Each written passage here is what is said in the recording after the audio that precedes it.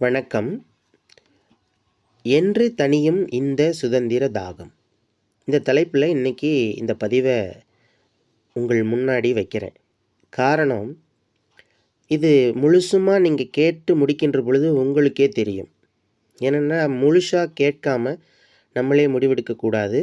இப்படியும் இருக்குமா அப்படிங்கிற ஒரு எண்ணம் உங்களுக்கும் வரும். இப்படியும் தேவைப்படும் அப்படிங்கிற எண்ணமும் உங்களுக்கு வரும். ஸோ அதனால் இந்த வீடியோவை தயவுசெய்து முழுசாக பாருங்கள். அப்புறம் நீங்கள் முடிவெடுங்க. இப்போ பார்த்தோம்னா தேர்தல் ஆணையத்துக்குன்னு தனியாக எந்த அதிகாரமோ ஆண்டு முழுவதும் நிரந்தரமான ஊழியர்களோ இருக்கிறார்களா என்றால் நீங்கள் நன்றாக விசாரித்து பாருங்கள், கிடையாது. அப்போதைக்கு அதிகாரம் வழங்கப்படும். தேர்தல் முடிந்தவுடன் அந்த அதிகாரங்கள் திரும்ப பெற்றுக்கொள்ளப்படும். அதுவரை அந்த வெற்றியாளர்களை அறிவிக்கின்ற வரை அவர்கள் செயல்படுவார்கள். அதுக்கப்புறம் எங்கேயோ ஒரு இடத்துல தனியாக ஒரு தேர்தல் ஆணையம் ஒரே ஒரு அலுவலகம் இருக்கும். அது அப்படியே இருக்கும். அப்படியே இருந்தாலும் அதில் 1-2 ஊழியர்கள் மட்டும்தான் இருப்பார்கள். ஸோ அதனால் என்ன பயனும் நமக்கு கிடையாது. ஏன்னா 5 வருஷம் ஆட்சி செய்யக்கூடியவர்களை தேர்ந்தெடுத்து அறிவித்தவர்கள் கண்காணிக்கவும் அவர்களுக்கு உரிமை கொடுக்கணுங்கிறது என்னுடைய வாதம். அது எப்படி, ஏன் அப்படின்னோம்னா பாருங்கள், இப்போ தற்போது உள்ள தேர்தல் முறைப்படி மக்களுடைய வாக்குகள் என்ன ஆகுது, நிலவரம் என்ன அப்படின்னா, இது மாதிரி முதல்ல நான் இன்னொன்று சொல்லிக்க விரும்புகிறேன். மக்கள் அனைவரும் தயவு செய்து ஜனநாயக கடமையான அந்த வாக்கு செலுத்துவதை தவறாமல் நேரடியாக சென்று செலுத்துங்கள். இப்போது இருக்க நடைமுறைக்கு ஓட்டு போட்டே ஆகணும். மக்கள் பிடிக்கலைன்னா கூட நோட்டாவுக்குனாச்சும் போய் போட்டுட்டு வாங்க. எந்த கட்சியும் பிடிக்கலைன்னு வீட்டில் சும்மா இருக்காதீர்கள். ஏதாவது ஒரு கட்சிக்கு போடுங்க. அப்படி இல்லைன்னா உங்களுக்கு பிடிக்காத கட்சி எல்லாமே இருக்குன்னா நீங்கள் நோட்டாவுக்கு தயவு செஞ்சு போடுங்க. ஸோ வாக்கு உங்கள் உரிமை, அதை விட்டு கொடுக்காதீர்கள் அப்படி கேட்டுக்கிறேன். அடுத்து இப்போ இங்கே கியூ என்ற கட்சிக்கு 40, எக்ஸ் என்ற கட்சிக்கு 20, ஒய் என்ற கட்சிக்கு 20, எக்ஸ் என்ற கட்சிக்கு 30 இருக்கிறது, இஜட் என்ற கட்சிக்கு 10. ஸோ இப்போ பார்த்தோம்னா 40, 30, 20, 10. ஸோ இப்போ இது ஜெயிக்கப்பட்ட கட்சி எதுன்னு தேர்தல் ஆணையம் அறிவிக்கும்னு பார்த்தீங்கன்னா இன்றைய நிலவரப்படி மக்களுடைய வாக்குகளுடைய நிலை இதுதான். பாருங்கள்,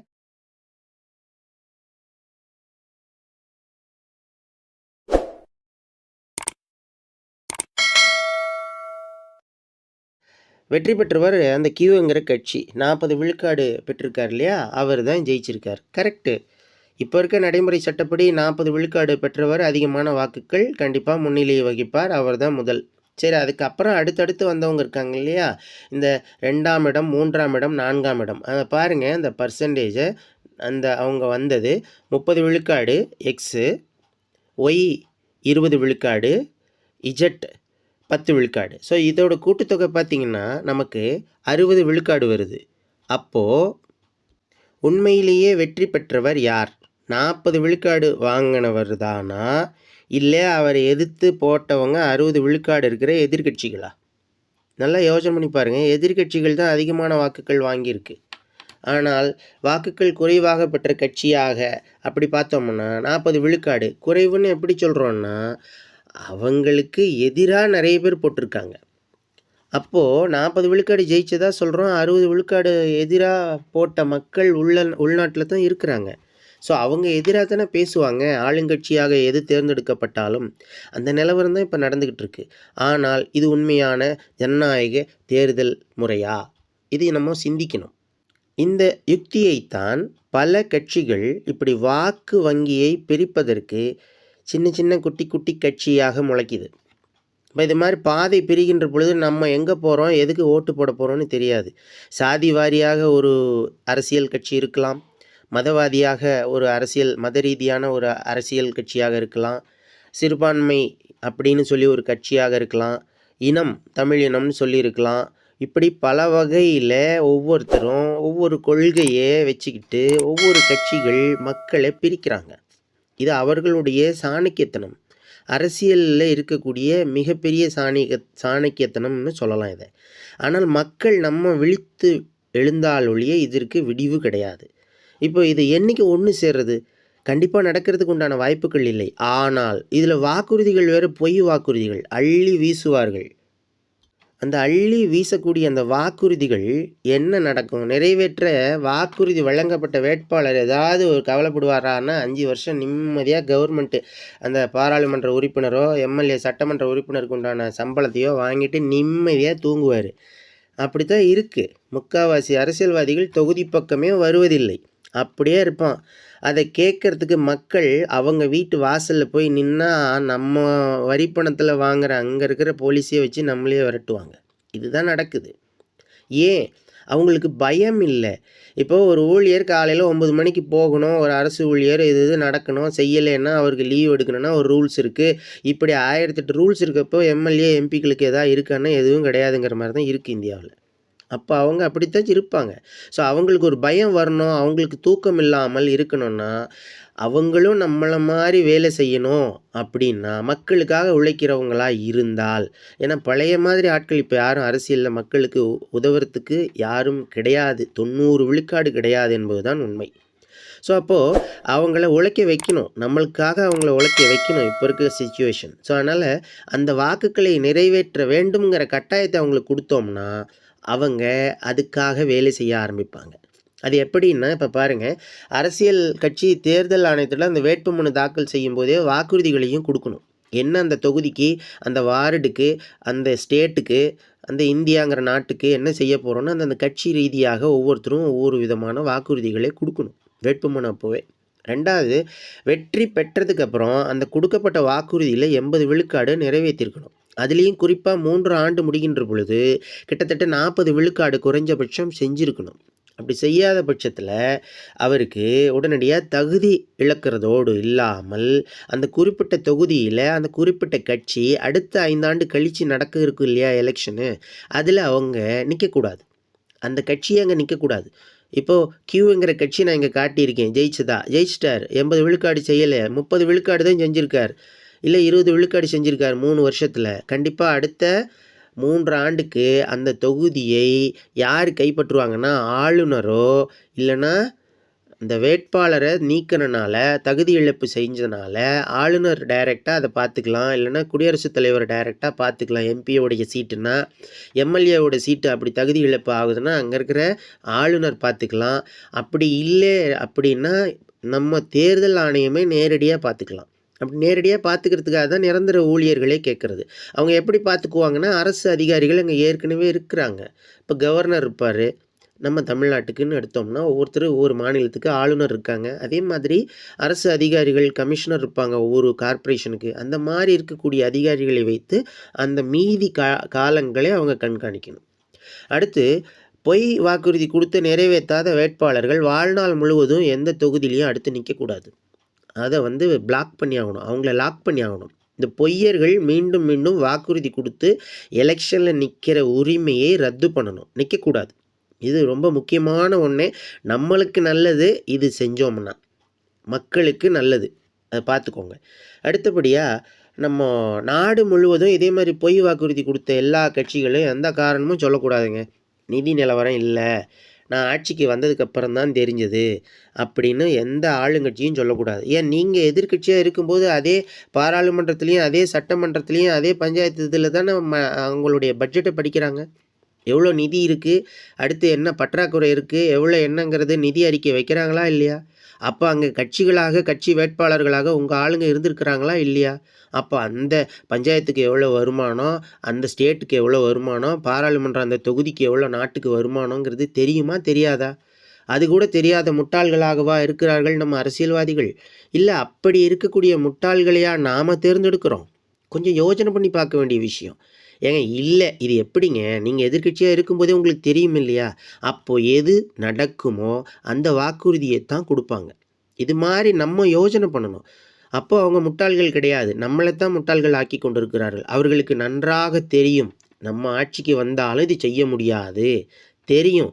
தெரிஞ்சுக்கிட்டே பொய் வாக்குறுதி, அப்புறம் செஞ்சோன்னு சொல்லி செய்ய முடியல அப்படிங்கிறதுக்கு ஒரு 1000 காரணங்கள், செஞ்சோங்கிறதுக்கு ஒரு 4 பேர்த்துக்கு செய்வாங்க, நிறுத்திடுவாங்க.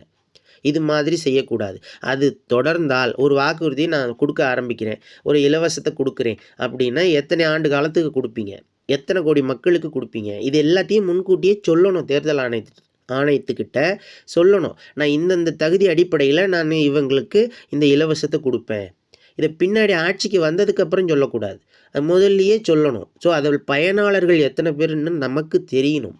எலெக்ஷன் கமிஷனுக்கும் தெரியணும். அது மாதிரி தான் இவங்க எதையுமே அறிவிக்கணும். அப்படி அறிவிக்கலைன்னா அவங்களுக்கு தகுதி இழப்பு, அந்த கட்சிக்கு கூட தகுதி இழப்பு நடக்கும். அப்படி செய்யணும். அடுத்தபடியாக பார்த்தோம்னா இந்த முழு அதிகாரமும் சட்ட திருத்தம் கொண்டு வரணும். தேர்தல் ஆணையத்துக்கு முழு அதிகாரம் கொடுக்குறோம் அப்படிங்கிற சட்ட திருத்தம் கண்டிப்பாக வேண்டும். அதுக்கு முன்னாடி என்னுடைய சேனல் நீங்கள் சப்ஸ்கிரைப் செய்ய கீழே உள்ள பெல் ஐக்கானை அழுத்தி சப்ஸ்கிரைப் செய்து லைக்கையும் கொடுத்து என்னை ஊக்குவிக்குமாறு கேட்டுக்கொள்கின்றேன். அடுத்தபடியாக அதே போல் தேர்தலுக்கு முன்னும் பின்னும் இதுதாங்க இப்போ இன்றைக்கி இருக்கிற மிக முக்கியமான பிரச்சனை. என்னென்னா கூட்டணி. விடிய விடிய பேசுவாங்க. ஒரு மாதத்துக்கு முன்னாடி ஒரு கூட்டணி போடுவாங்க. இல்லை ஒரு 20 நாளைக்கு முன்னாடி வேட்புமனுக்கு முன்னாடி ஒரு கூட்டணி போடுவாங்க. வேட்புமனுலாம் முடிஞ்சிடும். எலெக்ஷன் முடிஞ்சு 20 நாளில் திரும்ப கூட்டணி பிரிஞ்சிடும். என்னங்க இது நியாயம்? ஏங்க கூட்டணி போட்டிங்கன்னு சொல்லி எத்தனை மக்கள் அந்த கட்சிகளுக்கு வேறு கட்சியை சார்ந்தவர்களும் போட்டிருப்பாங்க இல்லையா? ஏன்னா கூட்டணி போட்டனால தானே அந்த கட்சியோட வேட்பாளர் அங்கே நிற்கலை. அப்படி இருக்கிறப்போ நீங்கள் உங்கள் இஷ்டத்துக்கு நீங்கள் மாற்றிக்கிறதுக்கு மக்கள் எதுக்கு முட்டாளாக்குறீங்க? மக்களும் முட்டாள்களாகத்தான் இருக்கிறார்கள் அப்படின்னு தான் சொல்லணும். ஏன்னா நம்ம திரும்ப கேட்குறதே இல்லையே. நம்மளை முட்டாள்களாகத்தான் கட்சிகள் பார்க்கின்றன. ஸோ கூட்டணி அப்படின்னு போட்டோம்னா தேர்தல் சட்டத்தில் ஒரு புதிய சட்டத்தை கொண்டு வரணும். 5 வருஷத்துக்கு அந்த கூட்டணி முறிப்பு நடக்கக்கூடாது. அப்படி அதுக்கு முன்னாடி கூட்டணி முறிப்பு நடக்குது கொள்கை ரீதியாக அப்படின்னா நீங்கள் அரசியல் கட்சியாக தொடரலாம். ஆனால் அதனால் அவங்க கூட்டணி வச்சனால நீங்கள் ஒரு தொகுதியை ஜெயிக்கிறீங்க இல்லையா? ஏதோ ஒரு மிகப்பெரிய கட்சியோடு நீங்கள் வைக்கிறீங்க. அந்த மிகப்பெரிய கட்சியோடு வச்சதுனால சிறிய கட்சிக்கு தொகுதி கிடைக்குது. ஆனால் அமைச்சர் பதவி கிடைக்கலைங்கிறனால வெளியில் வர்றீங்க. அவங்க வேறு யார் கூடயும் இணையக்கூடாது. இது ஃபஸ்ட்டு சட்டம் கொண்டு வரணும். கூட்டணி எலெக்ஷனுக்கு பின்னாடி வேறு கட்சியோட கூட்டணி போடக்கூடாது. இது ஒன்று. 2வது விஷயம், அந்த கூட்டணியிலேருந்து வெளியில் வந்ததுக்கப்புறம் அந்த தொகுதி என்னென்னா ஜெயிச்சவன் யாரும் கிடையாதுன்னு அறிவிக்கிற உரிமை தேர்தல் ஆணையத்துக்கு வேணும். யாரும் கிடையாது, ஜெயித்தவங்க இப்போது கூட்டணி விட்டு வெளியில் வந்துட்டனால அந்த தொகுதிக்கு வெற்றிடமாக கருதி கொண்டு எலெக்ஷன் நடத்தக்கூடாது. அதுக்கு போல் தேர்தல் ஆணையமே நேரடியாக அதை கண்காணிப்பில் எடுக்கலாம். ஆளுநர் தன் கண்காணிப்பில் எடுக்கலாம். இல்லைனா குடியரசுத் தலைவர் எடுக்கலாம். இந்த முறை நடைமுறைக்கு வரணும். அடுத்த 5 ஆண்டுக்கு அங்கே எலெக்ஷன் கிடையாது. டைரெக்டாக அவங்க அரசு அதிகாரிகள் கீழே அந்த தொகுதி இயங்கும். இப்படி ஒரு சட்டம் வரணும். அப்போ தான் கூட்டணிக்கு ஒரு முடிவு கிடைக்கும். ஒன்று. இதே மாதிரி அந்த பின்னாடி முன்னாடி மாற்றக்கூடாதுன்னு சொல்லியிருக்கோம். அடுத்த கட்டமாக இப்போ நவீன இந்தியாவில் டிஜிட்டல் இந்தியா அப்படின்னு சொல்கிறோம். உலக அரங்கில் எங்கேயோ போய்கிட்டு இருக்கோம். அந்த நவீன மயமாக்கலில் ஏன் ஓட்டை நம்ம ஃபோன் மூலியமாகவே போடக்கூடாது? காரணம் என்ன அப்படின்னா, அதுக்கு முன்னாடி என்னுடைய சேனலை சப்ஸ்கிரைப் செய்ய கீழே உள்ள பெல் ஐக்கானை அழுத்தி லைக் பட்டனை ப்ரெஸ் செய்யவும். நவீன காலத்தில் இன்றைக்கி ஆதார் கார்டோட எல்லா ஃபோனும் தர்றாங்க. அப்படி இருக்கிறப்போ நம்ம ஏன் ஃபோன் மூலியமாக வாக்கை பதிவு செய்யக்கூடாது? ஒன்று. அந்த வாக்கு பதிவு செஞ்சது அவங்க 3 ஆண்டு காலத்தில் 40 விழுக்காடு முடிக்கலைன்னா அந்த வாக்கை திரும்ப பெறக்கூடிய உரிமை நமக்கு வேணும். ஓடிபி மூலியமாக ஜென்ரேட் பண்ணி கொடுத்த வாக்கை இந்த கியூங்கிற கட்சிக்கு நான் கொடுத்தேன், எனக்கு அவங்க நிறைவேற்றலை, அதனால் நான் பேக் வாங்கிக்கிறேன். என்னுடைய வாக்கை திரும்ப வாங்கிக்கணும். அடுத்த கட்சிக்கு போடுற உரிமை நமக்கு வேண்டாம். ஒரு முறை தான் ஒரு வாக்கு கொடுத்தேன், ஆனால் அந்த வாக்கு நீங்கள் சரியாக பண்ணாதனால, உங்கள் வாக்குறுதியை நிறைவேற்றாதனால நான் கொடுத்த வாக்கை பின்னாடி வாங்கிக்கிறேன், ரிவர்ஸ் அப்படின்னு வாங்கக்கூடிய சட்டம் வரணும். வந்ததுன்னா நாடு நலம் பெறும். அது சாத்தியமா? சாத்தியம். இன்றைக்கி இருக்கிறதுல செல்ஃபோன் மூலயமா கண்டிப்பாக இதுக்கு உண்டான சாத்தியக்கூறுகள் நிறையவே இருக்குது. இதனால் நிறைய நமக்கு பணம் மிச்சமாகும், நேரம் மிச்சமாகும், ரொம்ப எளிமையாக நடைபெறும். நிரந்தர ஊழியர்கள் கிடைப்பார்கள் தேர்தல் ஆணையத்திற்கு. குறைஞ்சபட்சம் அட்லீஸ்ட் மீதி இருக்கக்கூடியதனாச்சும் நம்ம உடனடியாக செய்யணும். இந்த தடை போடக்கூடியது, வாழ்நாள் முழுவதும் வேட்பாளர்கள் நிற்காத அளவுக்கு செய்யக்கூடியது, இது எல்லாத்தையும் செய்யணும். அப்படி செஞ்சோம்னா உலக அரங்கில் இந்தியா மிக முக்கிய நாடாக, வளர்ச்சி பெற்ற நாடாக மாறும். அப்போது கவுன்சிலர்லேருந்து எம்பி வரைக்கும் பொய் வாக்குறுதி கொடுக்கறதுக்கு பயப்படுவார்கள் என்பதை சொல்லி, வாழ்க பாரதம், வளர்க பாரதம் என்று தனியும் இந்த சுதந்திர தாகம் என்ற என்னுடைய வேட்கையை உங்கள் முன் வைக்கின்றேன். நன்றி, வணக்கம்.